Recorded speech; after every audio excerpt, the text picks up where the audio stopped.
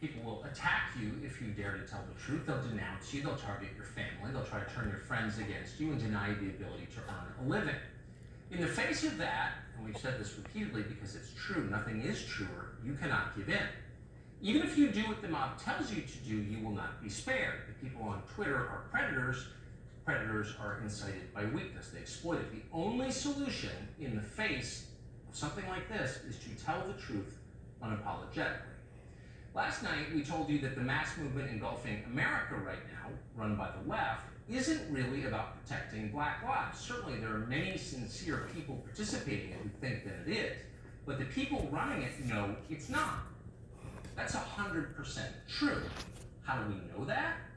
Well, right now, the chief demand of the Black Lives Matter movement is to get rid of the police, defund them, or abolish them entirely. Police, not criminals, they say, are the greatest threat to the well-being of African Americans, and that is a lie. It is a lie no matter how many times they say it, it's just not true. And we know that because the numbers are unambiguous. The number of unarmed African Americans shot and killed by police officers in all of 2019 was 10. The number of African Americans murdered in all other ways exceeded 7,000. So if all police vanish from America's streets, that number will almost certainly get much, much higher. In other words, many more African Americans will die. We're not guessing about this. A Princeton University paper from 2018 estimated that for every 10 police officers added in this country, roughly one murder is prevented. And that, of course, makes sense. Why wouldn't that be true? Robbery and other crimes went down as well, and that's not a small thing. This isn't because there were more arrests either. The sheer deterrence of more cops on the street kept people safer without sending more criminals to prison. So what do you think doing the opposite will achieve? I think we know, and we've learned even more about it just this week. On May 31st in Chicago, the police force was completely overwhelmed trying to handle protests, rioting, and looting all over the city. In the city's most vulnerable neighborhoods, the poorest neighborhoods, law enforcement just evaporated. A local pastor described what he saw, quote, "I heard people saying all over, hey, there's no police anywhere. Police ain't doing nothing. I sat and watched a store looted for over an hour. No police came." So for the people of Chicago, not the ones pretending to speak for them on social media or their hapless mayor, the people who actually live there and don't have power, the police leaving was a disaster, and they were desperate for the police to return. On Sunday, May 31st of this year, the city of Chicago had 65,000 calls to 911. That's 50,000 more than the usual total. With police gone from Chicago's poorest neighborhoods, the city had its deadliest day in at least 60 years, maybe the deadliest day ever. By midnight that night, 18 people in Chicago had been murdered. That's 5 more than the all-time record, and 8 more than the total of unarmed African Americans shot dead by police last year.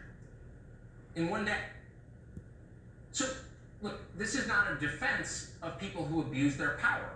The show exists to hold those people to account. Should police officers who break the law be arrested and punished? Of course. Find a person in America who disagrees with that. There aren't any. The point is, bad police, needless to say there are some, but they are not the primary problem in American cities or in the African American community. They are a distraction from the real problems. And the real problems are the destructive effects that bad policies have had and will have on the poorest Americans. At this moment, 65% of African American children are growing up in single-parent homes. That's double the number from 50 years ago. You don't have to be an evangelical or any kind of moralizer to think that's a disaster, because it is. Lots of social science on this, and all of it shows having 2 married parents in the home does more to improve a child's odds of success than any social program ever invented. That's just empirically true. Kids with 2 parents are almost twice as likely to finish high school, half as likely to go to prison. We know this, and yet instead of encouraging healthy, intact families, the left ignores the question or actively abets the destruction of families and instead promotes abortion, like that's an answer. In New York City right now, more African American babies are aborted every year than born. This encouraged by the people they tell you they love black people. How about education? All of us agree that's the key to ascending.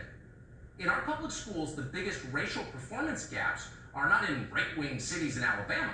They're our most liberal cities. In Washington, D.C., the most Democratic city in the nation, where over 90% of voters went for Hillary Clinton in the last cycle. In Washington, D.C., 83% of white students are proficient in reading.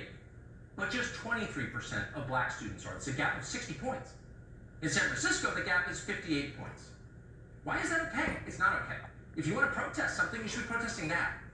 How did we get here? It wasn't always this bad. Thanks to coronavirus lockdowns, the black unemployment rate has exploded to almost 17%. Is that a concern? It should be. Just when people were allowed to go to work, Democrats allowed their neighborhoods to burn down to placate university-trained extremists and rich liberals in the suburbs who dominate Twitter and the Washington Post. A factory in Minneapolis has already announced that it plans to move its 50 jobs to a different city. That's their response to the riot. Not empowerment, unemployment. How many other businesses will do the same? How many simply won't open again? A lot.